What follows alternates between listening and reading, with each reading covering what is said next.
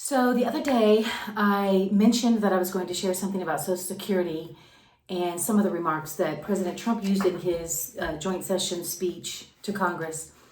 But in my book, I talk about Social Security, but I also share a couple stories about people who have been abused by the Social Security Administration.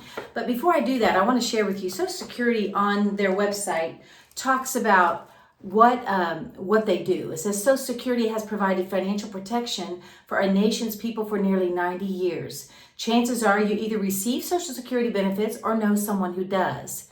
With retirement, disability, and survivor's benefits, Social Security is one of the most successful anti-poverty programs in our nation's history. And it talks about them, how they are passionate about helping us with delivering financial support, providing superior customer service, and ensuring the security of our information.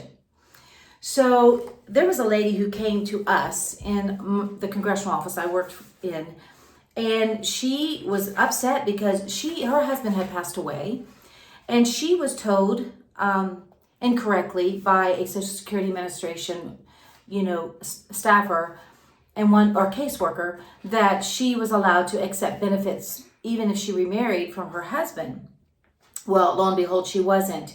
And but she went ahead and got married and continued accepting these benefits and everything. So she received this letter that was saying that she was overpaid benefits in the amount of $46,000. And in that letter, they also stated the claimant was not at fault in causing the overpayment. Fault as used in without fault applies only to the individual. And it says, although the Social Security Administration may have been at fault in making the overpayment, that fact does not relieve the claimant or any other individual from whom the administration seeks to recover the overpayment from liability for repayment if the claimant is not without fault. So here they are again. This happened so many times in the time I was working, in the 4 years I was working, where somebody, an American citizen who doesn't know all the ins and outs of everything, was told by someone they thought they could trust, and they said they were trying to keep our money safe and us safe. And they told them erroneously that she, was not going to be any problem if she got married again. Well, we don't even know how this case has ended because it came in at the end of our 4 years. But the fact that they would put all of this off on other people and then claim that they have been keeping our nation's people safe and financially protected for 90 years. But the other night I was blown away because these things I did not know. Trump was talking about how that the Government Accountability Office has estimated annual fraud of over $500 billion in our nation. And they were also identifying shocking levels of incompetence and probable fraud in the Social Security program for our seniors.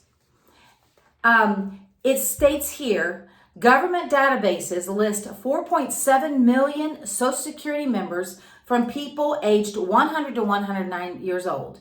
If you watch the speech, you will have already seen this, but bear with me, it's worth repeating. It lists 3.6 million people from ages 110 to 119. I don't know about you, but I've never met anybody that age. It lists 3.47 million people from ages 120 to 129, 3.9 million people from ages 130 to 139, and 3.5 million people from ages 140 to 149. This is money that's being paid to these people whom we know are not alive, yet the checks are being cashed. This is fraud, and we know it. It also lists 1.3 million people from ages 150 years of age to 159, and over 130,000 people, according to the Social Security databases, that are over 160 years old. And it finishes with this: 1,039 people between the ages of 220 and 229. We know there's nobody alive that old today.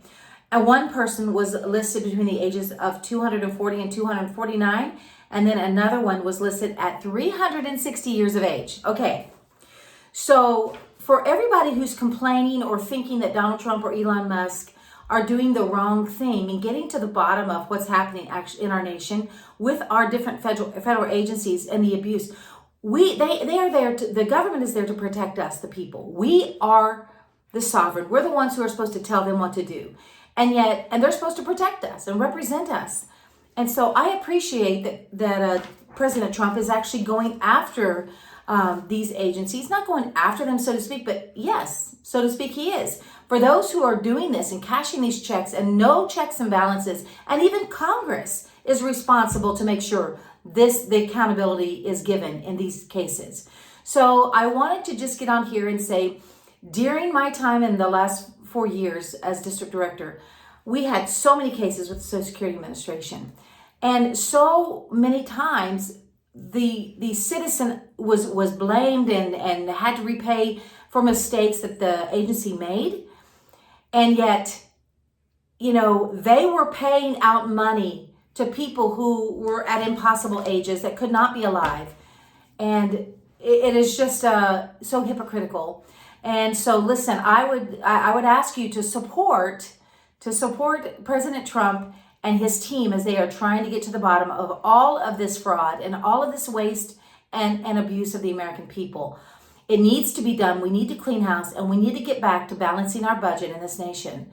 Anyway, hope you have a great day. And if you haven't already done so, go to Amazon or governmentservantormaster.com and get my book, Government Servant or Master, Exposing America's Runaway Bureaucracy and Abuse of its Citizens. Thanks so much and have a great day.